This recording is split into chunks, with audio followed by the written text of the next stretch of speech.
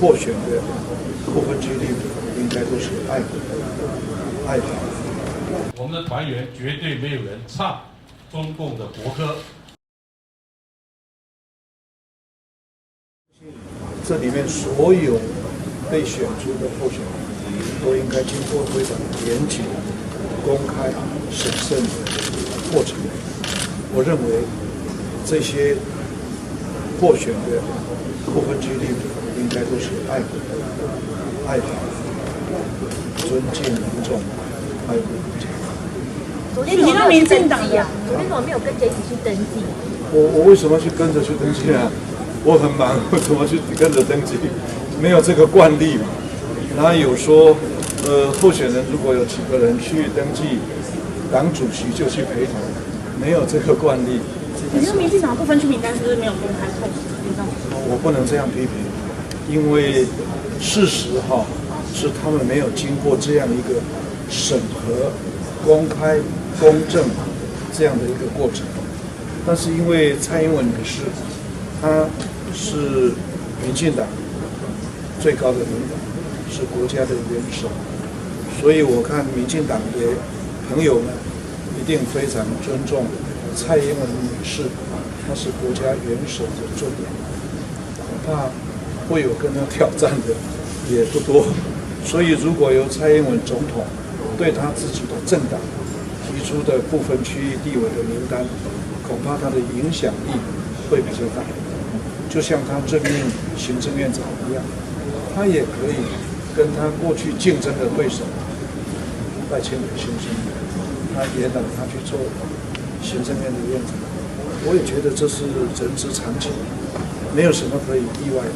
不过如果两个党来比较还是中国国民党比较符合民主政党的过程，从严谨的审查开始，到中常会，到最高决策机构的全体中央委员会议，我们觉得这个名单也许还有不够完美之处，我们也愿意虚心的改善，接受各种批评跟意见，非常感谢大家。我心里当然有挣扎过，但是我是国民党的党员，我遵从党中央的决策。好，谢谢大家，谢谢。我15岁从军，当了44年军人，我这一生捍卫中华民国，坚决反对台独。本党提名我一定严格贯彻本党的政策，92共识、一中各表，坚决反对一国两制。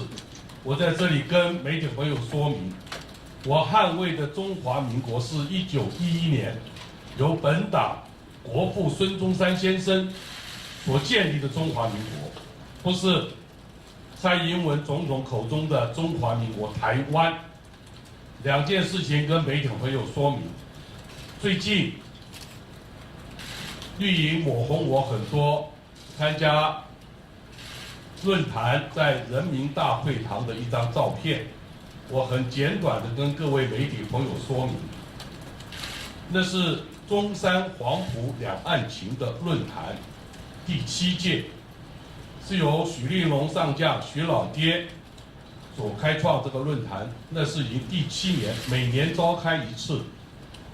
我参加的这一次，刚好是我们国父也是本党的总理孙中山先生150岁诞辰。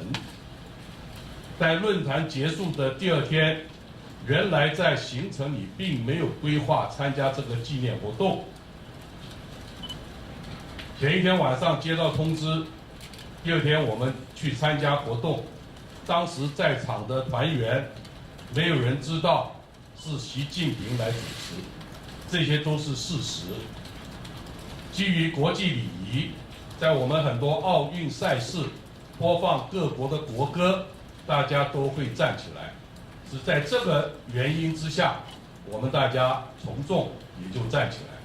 但是我很肯定的跟各位媒体朋友报告，我们的团员绝对没有人唱中共的国歌，我本人根本就不会唱，就是这些都是事实。